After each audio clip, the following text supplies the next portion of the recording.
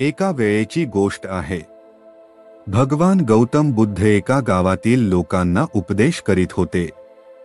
तेव्हा बुद्ध म्हणाले, क्रोध हा मनुष्याचा सर्वात मोठा शत्रू आहे. क्रोध करणारा व्यक्ती स्वतःची हानी करतो, तसेच दुसऱ्यांची पण हानी करतो. तो वैर भावाच्या अग्नीमध्ये जळत असतो आणि आपले जीवनातील सुख, समाधान, आनंद आणि शांती हरवून बसतो. त्यामुळे त्याचे जीवन दुःखाने भरून जाते. म्हणून जो आपणास दुःख देतो अशा क्रोधाला त्वरित सोडून द्यावे. क्रोध सोडल्यास शांती लाभते व जीवन सुखमय होते. जो क्रोधाला जिंकतो तोच खरा धीर पुरुष असतो. बुद्धांचे उपदेश सुरू असतानाच एक व्यक्ती उभे राहून बुद्धांना म्हणाला, तू एक ढोंगी संन्यासी आहे. तुझा उपदेश मनुष्याच्या व्यवहाराच्या उलट आहे. तू जे काही म्हणतो त्याचे पालन करीत नाही आणि दुसऱ्यांना हे सर्व करायला सांगतो. जेव्हा तो व्यक्ती उलट गोष्टी बोलत होता तेव्हा बुद्धांनी काहीच प्रतिक्रिया दिली नाही व शांत बसून राहिले. त्यामुळे तो व्यक्ती अधिकच चिडला. त्याला राग अनावर झाला. रागाचे भरात तो बुद्धांच्या चेहऱ्यावर थुंकला. त्यानंतरही बुद्धांना राग आला नाही. ते शांत होते. त्यांनी आपल्या चेहऱ्यावरील थुंक पुसून काढली व शांत बसून राहिले. हे सर्व पाहून त्या व्यक्तीला काय करावे व काय नाही हेच समजले नाही. रागाच्या भरात पाय आपटत तो ती जागा सोडून निघून गेला. दुसऱ्या दिवशी तो घरी पोहोचला. तोपर्यंत त्याचे डोके शांत झालेले होते. क्रोध शांत झाल्यावर त्याला कळून चुकले की त्याने किती मोठी चूक केली आहे. त्याचे कडून दुष्कर्म घडले होते. आपणाकडून पाप झाले याची त्याला जाणीव झाली. तो मनातल्या मनात विचार करू लागला की हे मी काय केले? बुद्धांचा मी अपमान केला. असे पापकर्म मी कसे करू शकतो? माझे हातून फार मोठी चूक झाली. मला जाऊन त्यांची माफी मागायला हवी. असा विचार करून तो तत्परतेने बुद्धांकडे गेला. परंतु बुद्ध त्या ठिकाणी नव्हते. त्यामुळे तो व्यक्ती बुद्धांना आसपासच्या परिसरात शोधू लागला. जेव्हा त्याची भगवान बुद्धांशी भेट झाली तेव्हा तो बुद्धचरणी वंदन करून म्हणाला, मला माफ करा. माझेकडून चूक झाली. मी आपला अपमान केला आहे. मी हे फार मोठे पाप केले आहे. हे सर्व पाहून बुद्ध म्हणाले, शांत व्हावे. काय गोष्ट आहे? आपण कोण आहात? बुद्धांनी अशी विचारणी केली असता त्या व्यक्तीला आश्चर्याचा धक्काच बसला. तो विचार करू लागला की बुद्ध मला कसे विसरू शकतात? मी तर त्यांचा अपमान केला आहे. असा विचार करत त्याने बुद्धांना सांगितले, मी तोच व्यक्ती आहे ज्याने काल आपला अपमान केला होता आणि आपण एवढ्या लवकर मला विसरले. बुद्ध म्हणाले, मी तर अगोदरच ते स्थान सोडून दिले आणि तुम्ही अजूनही तेथेच उभे आहात.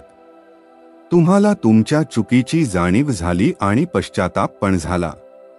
आता तुम्ही आजच्या जीवनात जगण्याचा निर्णय घ्यावा.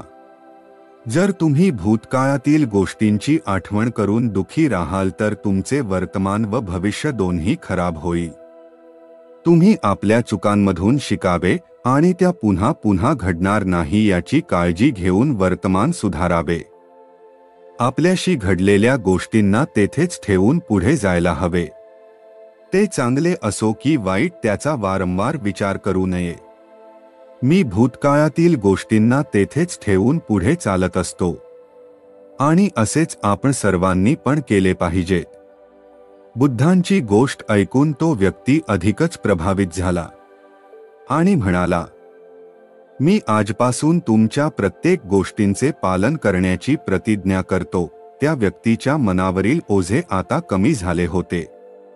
त्याने बुद्धचरणी वंदन केले आणि आपला क्रोध सोडून दिला व क्षमा मागितली. बुद्धांनी त्याला आशीर्वाद दिला. त्या दिवसापासून त्या व्यक्तीचे जीवनात बदल झाला. क्रोध सोडल्याने त्याचे जीवनात सत्य, प्रेम व करुणेचा उदय झाला. या गोष्टीतून आपणास असा बोध मिळतो की क्रोध करणे मनुष्यासाठी सर्वात घातक आहे. क्रोध हा मनुष्याचा सर्वात मोठा शत्रू आहे. जो त्याचे जीवनाचा विनाश करू शकतो. म्हणून मनुष्याने कधीही क्रोध करू नये. गेलेल्या गोष्टी विसरून आपणास पुढे जायला हवे. जर मनुष्य घडलेल्या गोष्टींचा फार विचार करेल तर त्याचे लक्ष पूर्णपणे भूतकाळातील गोष्टींवर केंद्रित होईल आणि तो मनुष्य कधीही पुढे जाण्याचा विचार करू शकणार नाही. म्हणून नेहमी जुन्या गोष्टी सोडून पुढे जायचा विचार करावा.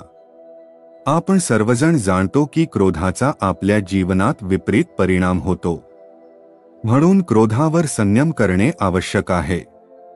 याच गोष्टींचा विचार करून बुद्धांनी उपदेशाद्वारे एक महत्त्वपूर्ण संदेश दिला आहे.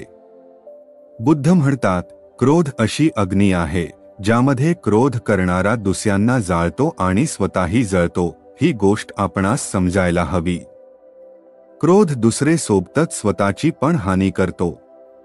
जेव्हा आपण रागात असतो तेव्हा आपण निरंतर मानसिक निराशेत असतो. त्यामुळे मन अस्थिर होते. तेव्हा आपली निर्णय घेण्याची क्षमता प्रभावित होते. क्रोध आपल्या संबंधावर सुद्धा आघात करतो. जेव्हा आपण रागात असतो त्यावेळेस लोकांविषयी आपल्या मनात सूडाची भावना निर्माण होते. त्यामुळे आपल्या हातून अन्यायपूर्ण व्यवहार पण होऊ शकतो. क्रोध हा आपले मित्र, परिवार व समाज यांच्यातील चांगले संबंधाचा नाश करू शकतो.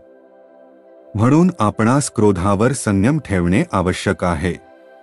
बुद्धांनी आपणास दाखवून दिले की शांती व सुखाचा मार्ग हा क्रोधाला सोडूनच प्राप्त करता येतो.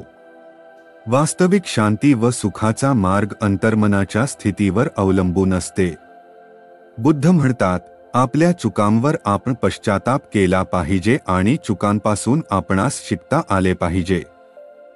जेव्हा आपण पश्चाताप करतो तेव्हा आपले अज्ञान व वाईट कर्माचे प्रभाव यातून मुक्त होण्याचा मार्ग मोकळा होतो. आपणास आत्मसंयमाचा विकास करायला हवा. क्रोधाला संयमित ठेवण्यासाठी ध्यान साधनेचा आणि मैत्री भावनांचा विकास करणे आवश्यक आहे. क्रोधाचा आपल्या जीवनावर फार मोठा दुष्परिणाम होऊ शकतो. आपले जीवन संयमित ठेवण्यासाठी आपल्यात तसे सामर्थ्य प्राप्त करणे आवश्यक आहे. चुकांवर पश्चाताप करून त्यातून बोध घेता आला पाहिजे. आपणास शांती व सुख प्राप्त करण्यासाठी आणि क्रोधाला नियंत्रित करण्यासाठी आपल्या जीवनाला सुखी, समृद्ध बनवण्यासाठी प्रयत्न करायला पाहिजे.